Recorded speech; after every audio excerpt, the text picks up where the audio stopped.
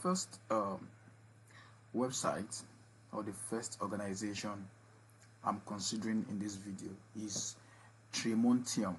Tremontium, this is their homepage, and then to check what you should look out for is either get involved here, get involved, support us, volunteer, join us, or the career page. So this is volunteer. So under the volunteering, you can see, okay, every volunteering opportunity for everyone. So it says Tremontium welcomes inquiries from all new potential volunteers throughout the year, and Tremontium is a volunteer-led organization and rely on our trusty cohort to support our activities and work. We welcome all ages, skills, and experience. There's no need to be a Roman expert, though you are more than welcome if you are. Just enthusiasm and willingness to get involved. So the opportunities are many and varied. So you can see, work in the museum as front of house, greetings and helping visitors. You work behind the scene at the museum, documentation, conservation, learn to be a work guide, and then lead one of our popular local history works from Melrose to Newstead, and so on and so forth. So we provide a lot of training opportunities for those volunteers who want to expand their skills, get some work experience, or just want to try something new. So Tremontium is passionate about supporting the next generation of heritage stars, and we welcome students and work experience placement. We can even support remote volunteering for those who don't live in local area. So Tremontium volunteer have regular social events, blah blah blah. So now, if you want to volunteer with us, just email our volunteer coordinator, Frances Mann, at volunteer@tremontium.co.uk, or you call this number. We can't wait to welcome you onto Tremontium. So this particular organization is currently recruiting volunteers. So I'll encourage you to send your CV, send an email to this particular. Don't forget you need your CV and you need supporting documents. When I say supporting document could be document that shows what you've done before, what you're capable of doing. So it's left for the organization to decide where exactly to fit you in or to fit you in based on the skills you have, based on the experience you have, based on what you can bring to the table and all of that. So try this and you thank me later. Okay, so this is also another opportunity to volunteer. This is Ambassadors Football. So we just go ahead and check what we do, resources, homepage. Okay, so let's check. We've got volunteer. You can see volunteer. If you click volunteer, we have several other options here: academic, serve, fundraise, donate, sign up. So you can see opportunities to find out ways to volunteer, to go on tours, attend our academy for a year, or join our staff team. Please click on opportunities for more details. So clicking that right now. So says, okay, you have a short time space and you have a long term space. So say through camps, internship and tour, Ambassadors Football offers different opportunities to work alongside our long-term staff. Our short-term opportunities provide people with a chance to gain experience and training in the football outreach. So contact us to learn more about all of our short-term opportunities here. So if you are looking for a short-term opportunity, you can click that. And if you're looking for a long-term opportunity, you can click here. Contact us here. You can see that. So it said we currently have positions that are available for people to serve with Ambassadors Football around the world. A current list of jobs available are listed below. Ambassadors want to support those with a passion for football outreach, so we would love to hear from you if you have a specific country or city you want to reach. So for any position below, please to go to our general application form, which can start the process of seeing if Ambassadors is the right fit for you. So you have to click this general application form. if you want to apply. So please click on the link below to read the role profile for the current places on our team that are available now. So let's check the positions. We have Scotland national leaders, we have administrative assistants, we have community football outreach worker, community football outreach worker, then overseas worker. I say if you are interested in serving from Australia to Bolivia or Serbia to South Africa, there could be a place for you. So if you're watching this and you have interest in these places, please, you should volunteer, you should register. You know, you should use the general application form space here. Yeah, you should use that space here. So volunteering, do you have skills or talents that you could offer to Ambassadors Football?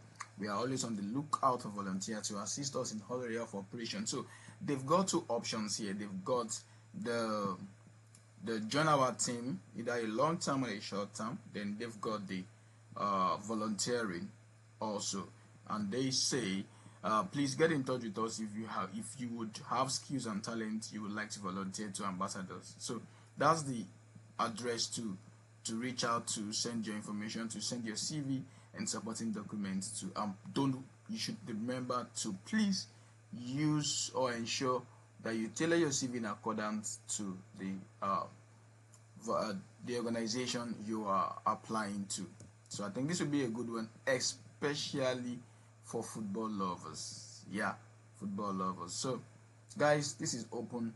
Don't forget to be part of it.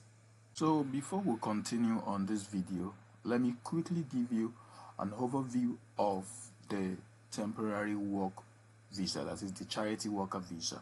So it says you can apply for a temporary work charity worker visa if one, you want to do an unpaid voluntary work for a charity. So please know that this is an unpaid voluntary work for a charity. It is unpaid. So don't make the mistake of trying to negotiate payment with your employer, or especially if you are opportune to have an interview. Don't ever negotiate payment, because it's broadly written that it's an unpaid voluntary work for a charity. So they will definitely not pay you. Now, but don't forget that you can, of course, you can bring a dependent, and your dependent can work full time. So if you're doing an unpaid work, that also means, it doesn't mean that you work from morning to night. It's mostly 20 hours work, and it means you can work with another organization for another 20 hours.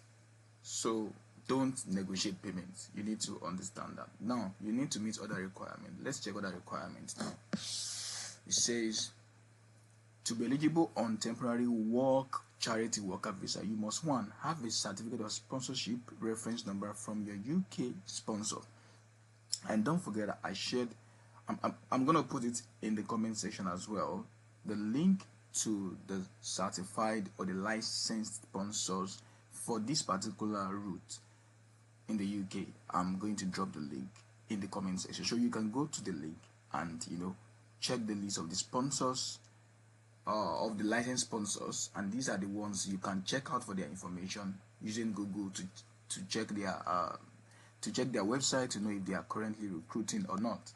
Also, you need to have money to support yourself in the UK. You will usually need to have at least £1,270 available, unless you are exempted.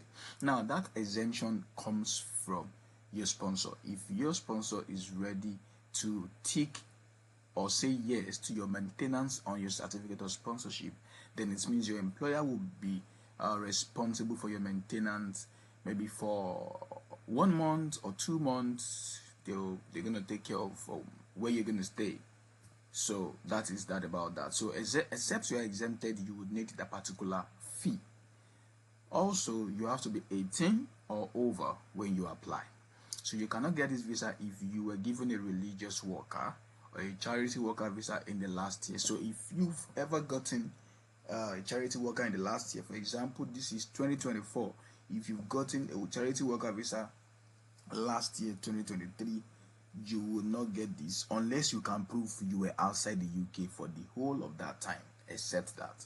So it says your employer must make sure your job meets UK employment law. If your employer does not do this, your application will definitely be refused.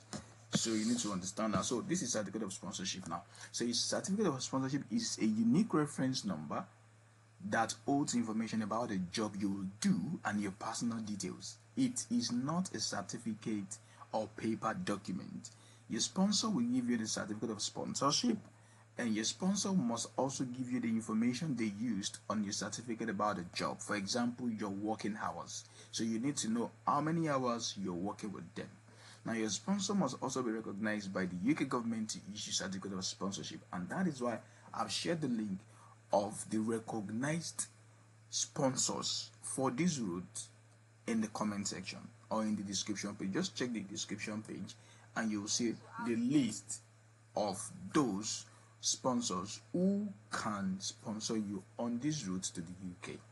I hope that makes sense. So before we continue this video, I want you to do me a favor. Kindly like this video.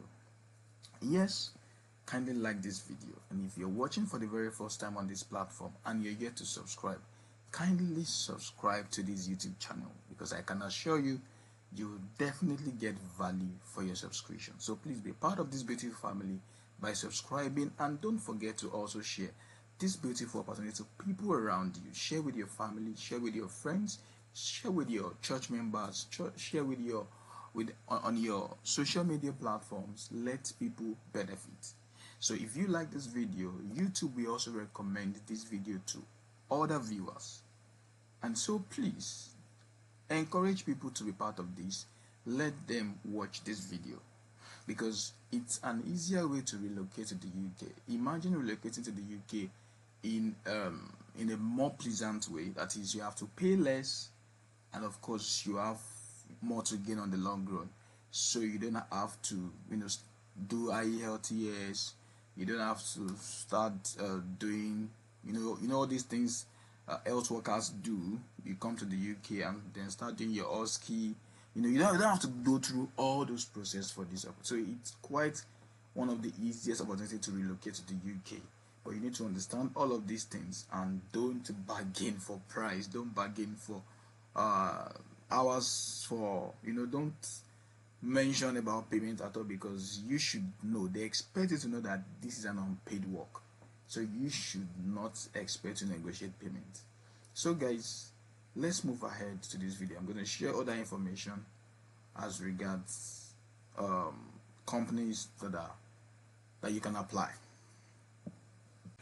If after you've gotten your certificate of sponsorship from your employer, then you can proceed to application. So you can apply.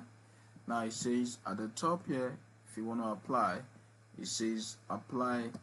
Read the full guardian. Read the full guardian here before you apply. So please don't forget to read the full guardian. So, but applying from outside the UK. So for those applying from outside the UK, please, this is what you have to use. You are applying from outside the UK. This is for overseas worker. You are not in the UK, so you are coming from the overseas, and you have to use this to apply. So it says apply here.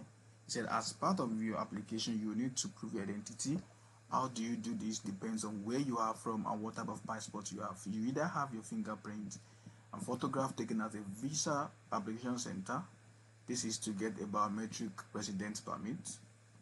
Use the UK immigration ID check app to scan your document. You will agree. You will also create or sign into your UK visa and immigration account. You will be told that you need to do, or you will be told what you need to do when you apply. If you need an appointment, the center may need to keep your passport and documents while they are processing your application.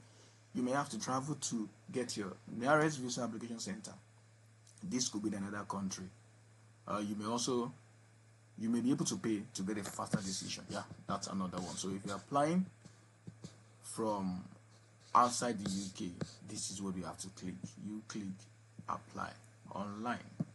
So when you click apply online, then of course, where are you planning to live? It means before you get to this point, you already know where your company or the company, your organization you're working for is located. If it is in England, if it is Scotland, Wales, or Northern Ireland, then you click which one is for you. Then you continue. Do you have a current EU EEA or Swiss passports. If you don't have it, then you click no. Then select a biometry, select a country to provide a biometry. Of course, you go ahead and put your country of residence. For example, you put Nigeria and you proceed. Then you check the available visa application center. So find the application center. You can click this and it will take you to where you can. So you're looking for Nigeria, for example. Okay, so we have Nigeria. Then it means they are several. So okay, UK visa center. Let's find Nigeria. Nigeria. Okay, this is it. Nigeria. No matter your location, just put your location and then you get to know. So we have different ones here. We have in Abuja, we have in Enugu, we have in Lagos, Ikeja, Port Harcourt, anyone you want to use, Victoria Island. Okay, let's take Ikeja for example. Then you go ahead from there and they start asking you different questions as they show. That is how to go about this. Don't forget, there are documents you must provide. So when you apply, you need to provide one, your certificate of sponsorship reference number. That is, your employer will give you this. We already clear about that. Now, a valid passport or other document that shows your identity and nationality. Also, you need evidence that you have enough personal savings to support yourself in the UK. For example, the bank statements, unless your certificate of sponsorship shows your employer can support you. Now, the proof of your relationships with your partner or children if they apply with you. So this shows that your partner and children can apply with you. Then you need to show the proof of your relationship with them. That usually maybe the birth certificate, maybe the local government of origin, and any other document that you think will be useful. Pack every document that you know will definitely be useful. Maybe a document that shows your name as the father or as the mother of the child. All of those things are what to show that you are the father or you have a relationship, with your partner or children. Then you also need a tuberculosis test result if you are from a country where you have to take the test. For example, from people from Africa, I know a lot of people need to have the tuberculosis test, especially people from Nigeria. Now you need a blank page in your passport for your visa. So it means your visa must have a blank page at least. Then you will need to provide a certified translation of any document that are not in English or Welsh. So you see that. So your documents must be in English. Yeah. So if your documents are not in English, for those who don't speak English, then you need to provide a certified translation of your document. So that is, your document have to be translated into English for you to use it for this purpose. I hope that is clear. So that is all you need to know about the document you need to provide. This is for your visa processing. What you need to apply for job is your CV and other supporting documents. And please don't forget that when you're applying, you need to make sure that your CV is well tailored to suit the kind of charity organization you are employing to. And this gives you a lot of edge. So please don't forget to make sure that you set that as a priority. So another opportunity on this list of licensed sponsor is Amash School, or Amasham School rather, a business and enterprise college. And from what you can see on my screen, so you can go to vacancies. When you get to vacancies, you can scroll down. It says our teaching vacancy appear on the government.uk teaching vacancy website. You can see.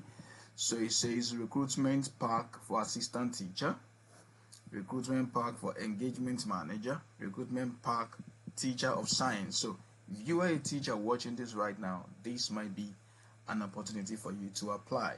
So download a teaching application form here. So if you are applying for a teaching role, you should go for the teaching application form here. But if you are going for a non-teaching position, then you should click the non-teaching application form here and download our staff privacy notice here. So you need to read this, and please don't forget, for every employer, for every organization you try to apply to, ensure you read some information about them, get to know about their vision, their missions, what they are really about, their goals, their objectives, and all of that. So just get familiarize yourself with their website, what they do, what they stand for, so that it will help you while you're having your interview.